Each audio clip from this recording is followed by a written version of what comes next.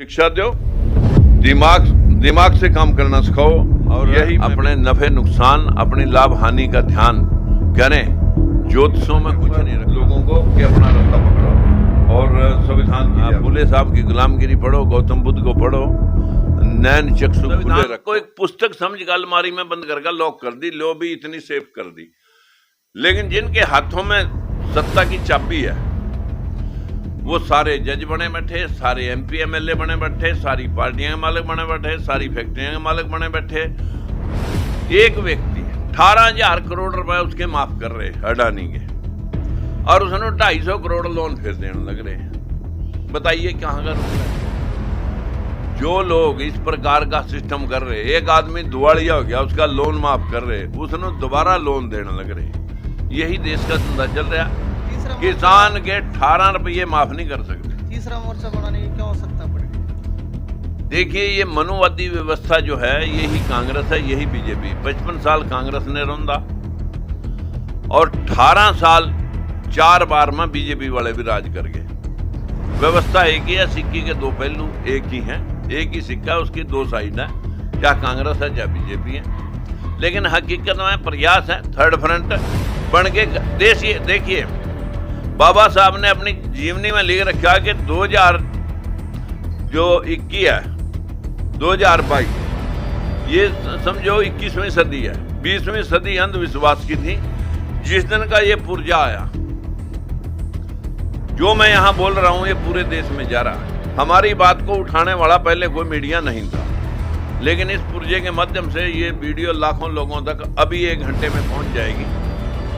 तो आज बदलाव को बदलाव उन्होंने होना है, लेकिन वो कौन प्रयास कर रहा है, उसके लिए साक्षी बनना पड़ेगा। जैसे बाबा साहब बने, जैसे फूले साहब बने। फूले साहब ने, जब इनको शिक्षा का अधिकार नहीं था, गौतम बुद्ध की 5 जगह रामायण के अंदर क्रिटिसाइज है कि नास्तिक था, ये था, ये था। इसका मतलब 2500 साल पहले गौतम बुद्ध हुए, तो ये रामायण 2500 साल बाद हुई, लिखी गई है। रामायण महाभारत 2500 साल बाद लिखी गई। भाई, मैं आज यहाँ आया हूँ, कल ही तो मेरी बात कोई लिख सकते हैं यहाँ। तो जब गौतम बुद्ध हो लिए, तो उसके बाद ही तो उसका क्रिटिसाइज हुआ होगा रामायण में। अब 2500 साल पहला अगर बुद्ध हुए और उसका क्रिटिसाइज रामायण में है, तो समझ लो 2500 साल बाद लिए, बाद 2500 साल के बाद की कल्पना है। और ये कल्पना है चंद्रगुप्त मौर्य अशोक सम्राट के समय की। अब चंद्रगुप्त मौर्य अशोक सम्राट और पुष्यमित्र शुंग का राज वो रहा 2300 ईसा, मतलब 200 ईसा पूर्व, मतलब इस सदी के जो ईस्वी स्टार्ट हुई, तो उससे 200 साल पहले। तो बस सीधा सीधा समझ लिया जाए, फिर वो राज कहां था? अयोध्या तो नगर ही नहीं था। अयोध्या तो बसाया गया पुष्यमित्र शुंग के द्वारा। तो राम फिर कहां था? ये सवाल है, और ये सवाल हमारे हर आदमी को आने चाहिए कि क्या सूर्य को निगला जा सकता है? अगर खा ही लिया था हनुमान ने सूर्य, तो फिर लैटिन बनकर निकलना चाहिए था ना, फिर दोबारा आसमान में कैसे चला गया? पानी में पत्थर तरा दिए। इस देश का जो अंधविश्वासी अनपढ़ व्यक्ति था, उसको मानसिक गुलाम बना दिया। तो इस तरह से आपका जो बहुजन समाज को जगाने का प्रयास लगा।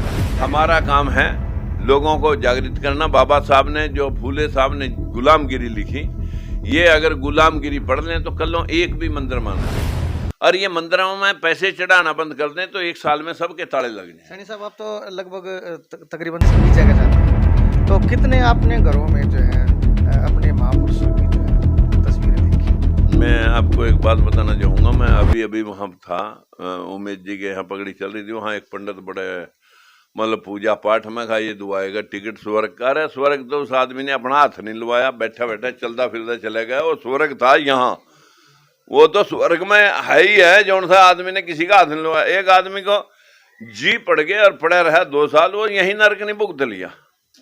स्वर्ग नरक यहीं आसमानों में कहीं नहीं। मैंने पूछा, आपके सामने में बात कर लूं, मथुरा वृंदावन से कुछ लोग आए मेरा इंटरव्यू लेने के लिए। मैंने उनसे पूछ लिया, मैं कहा यार मैं 70 साल मेरी उम्र होगी, मैं पहले स्वर्ग में था कि नरक में? बोले जी हम कैसे बताएं। मैं कहा तुम शास्त्रों के ज्ञाता हो इसलिए पता होगा। बोले ना हमें नहीं पता। मैं कहा फिर मैं बताता हूँ। 70 साल पहले था मैं माँ के गर्भ में, वहाँ कहाँ से आया? बाप के मिलन से। उससे पहले मैं बाप के शुक्राणुओं में था। शुक्राणु कहाँ से आए? खून से।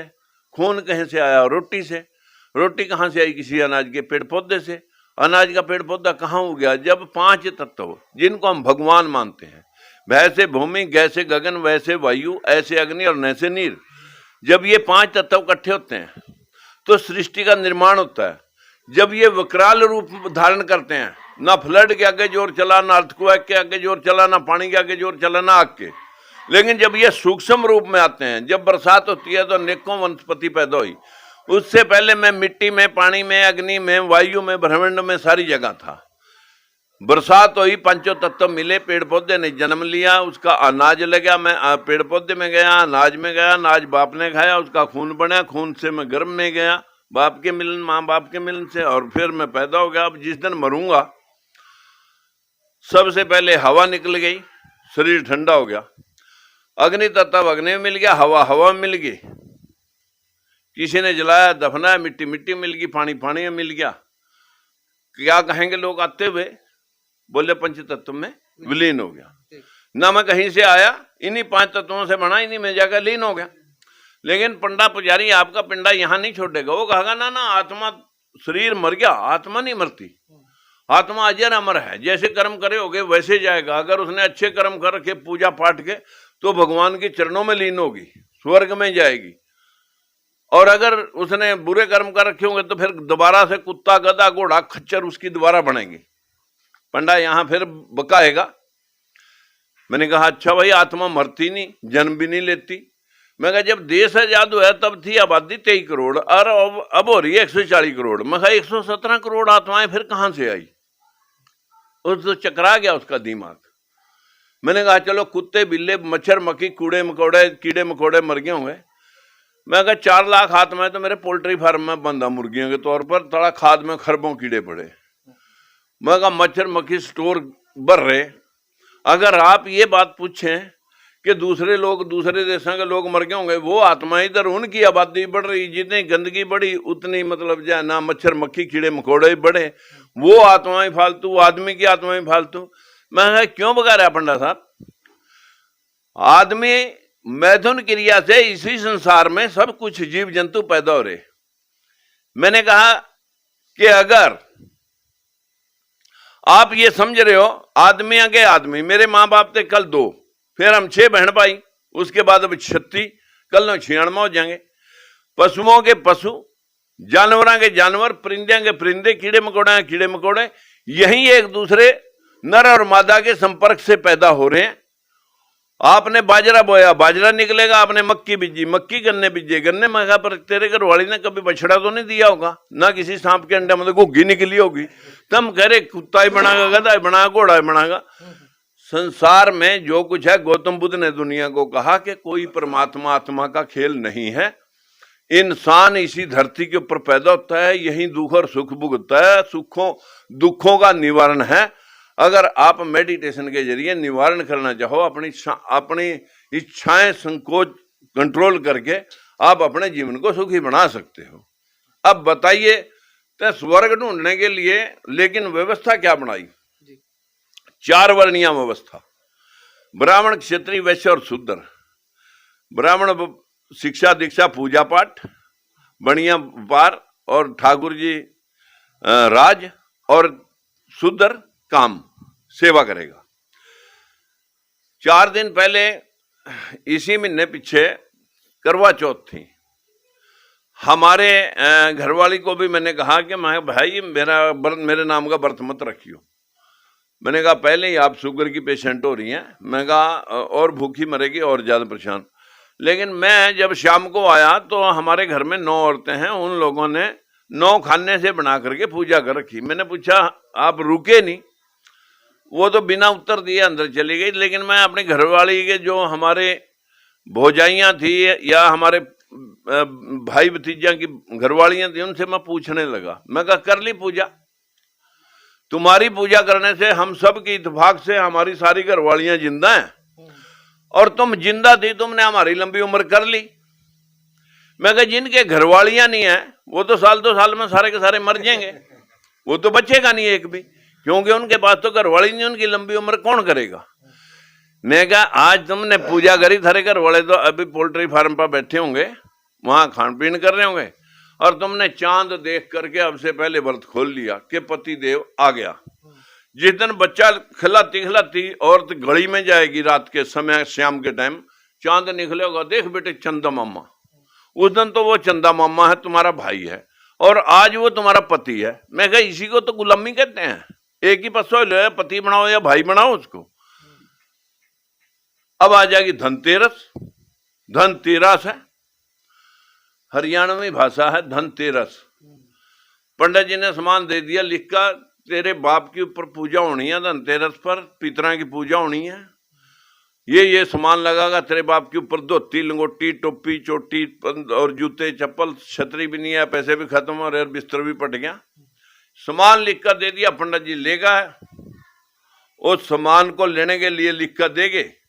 हमारी औरतें जाएंगी लाला जी के पास, लाला जी धनतेरस है, धनतेरस है। अब चाहे उसने धनतेरस कह ले या धनतेरस कह ले, एक ही बात है। लाला कह रहा ला ये धन मेरा है, ला बोल क्या चाहिए जी, मेरे बाप की पूजा होनी है, धोती लंगोटी टोपी चोटी पोटी और बाकी बच्चे पैसे के पटाखे दे दो। अब पैसे जो कमाए थे वो तो लाला पर चले गए, जो सामान लाए वो पूजा में पंडित जी ठा ले गए, पटाखे बज का फूस हो गए। रात में होगी दिवाली, अगली रात जब दिवाली होगी तो सारे दरवाजे खोल दो, दिवाली का तो पहले दिवाला निकल लिया, पैसे तो खत्म।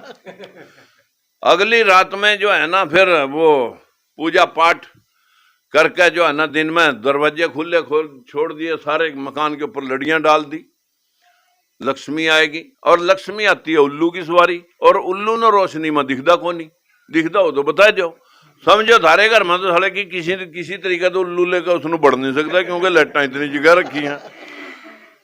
जो हमारे को सिखाया गया, जिसका दिमाग, पढ़ने लिखने का मकसद ये नहीं था, पढ़ने लिखने का मकसद था बौद्धिक विकास।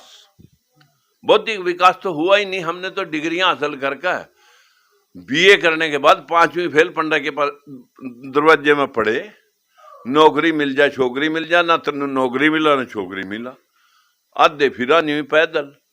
अभी क्रिकेट का मैच था, बड़े बड़े ज्योतिषियों ने 10 मतलब मठाधीशों ने वहां पूजा पाठ करा, और वो दी मतलब जाना है हाँ कि ये भविष्यवाणी कर दी कि जीतेगी इंडिया की टीम। ये लगन सूर्य का बन रहा है, ये गधे का बन रहा है, केतु का बन रहा है, घोड़े का बन रहा है, खच्चर का बन रहा है, ये सारे लगन मिला दिए, और 10 विकेट से टीम जूते खा घर में लौट आई। इनने तो पूजा पाठ ट्रंप पास से भी करवा दिया, उसका भी जूते मरवा दिए, वो भी वाशिंगटन में व्हाइट हाउस में कुछ सुंदर कांड होया। कितना अंधविश्वास देश के अंदर फैलाया, यही समाज, ये समाज बिल्कुल फकीर बना दिया। इन लोगों को ना तो इन पर राजनीति, न इन पर न्यायपालिका, न इन पर इंडस्ट्री, न इनके पास पैसे न राज, इनके पास क्या है, कमर आत तोड़वाई जाओ, जितने साल तड़वाना और तड़वाओ। अगर राज में जाना है तो बौद्धिक विकास सबसे जरूरी है। जब आंखें खुलेंगी रास्ता पड़ जाओगे, आंखें बंद करके तो ठोकरें खाते ही फिरोगे, फिर चाहे किसी पूछे वाले पर जाओ, चाहे किसी पंडे पर जाओ, मतलब ऐसी स्थिति है देश की। जी, चलते चलते जो है राजकुमार सैनी से फाइनली जो है पूछ रहे थे, क्या संदेश देना चाहते? जी, मैं सभी भाइयों से, दलित और पिछड़ा भाइयों से विशेष तौर पर के दिमाग की बत्ती जगाओ, संविधान पढ़ो, बाबा साहब की गुलामगिरी, फूले साहब की गुलामगिरी पढ़ो, गौतम बुद्ध को पढ़ो, नैन चक्षु खुले रखो, और अपने नफे नुकसान, अपनी लाभ हानि का ध्यान करें। ज्योतिषों में कुछ नहीं रखा। अगर किसी का पतरा साधने से किसी की शादी या तो वो कभी विधवा ना हो या उसका तलाक ना हो, फिर तो हम उससे पतरा साध देगा मान लें। अन्यथा जो सूटेबल दिन आपको लगा उस पर अपने कार्य करो, अपने बच्चों को शिक्षा दो, दिमाग से काम करना सिखाओ। यही मैं विनती करना चाहूंगा लोगों को कि अपना रास्ता पकड़ो और संविधान की जय बुलाओ। नमस्कार। देखते रहिए बहादुरगढ़ की आवाज।